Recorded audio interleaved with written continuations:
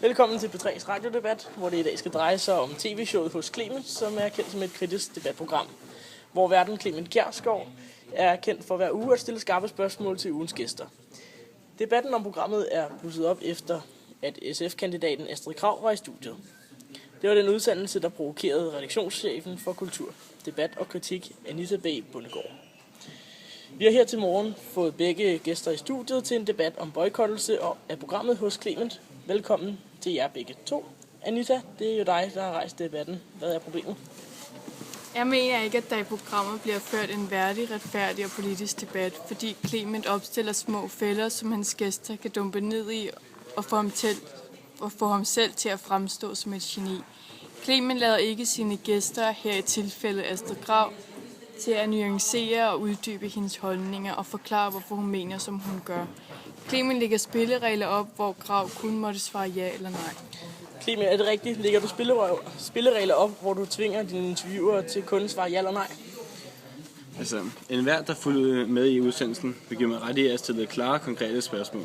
Men jeg fik ikke de klare, konkrete svar tilbage. Jeg fik ikke den virkelige sandhed tilbage i svaret. Derfor jagter jeg selvfølgelig i min interviewteknik i at finde frem til sandheden. At det ikke i røve, det er enhver journalist bør gøre. Men Clement, tvinger du den interviewet til at svare ja eller nej? I min iver på at få et sandfærdigt svar, er jeg selvfølgelig nogle gange nødt til at stille spørgsmål, der tvinger et ja eller nej frem. Rigtig mange politikere er utrolig dygtige til at besvare spørgsmål fyldt med nuancer osv. Men i virkeligheden besvarer man ikke det stillede spørgsmål. Derfor er det nogle gange tvingende nødvendigt til at stille ja-nej spørgsmål. Anita, har Clement ikke ret i det, han siger? Er man ikke nogle gange nødt til at stille ja-nej spørgsmål til dem?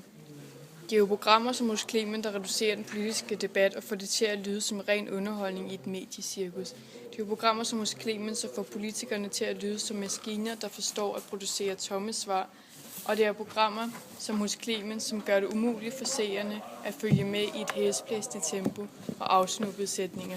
Vi føles med en tomhed.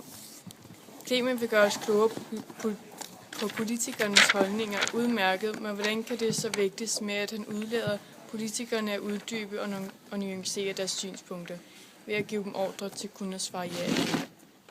I hos Clement insisterer vi på at forklare et svar på det, der rent faktisk bliver spurgt om. Især når det er de politikere, som vi har valgt til at repræsentere os, til at repræsentere Danmark. De svarer udenom, snakker om noget andet i håb om at undgå det næste, måske kritiske spørgsmål. Det er derfor, jeg insisterer på et direkte ja-nej-spørgsmål.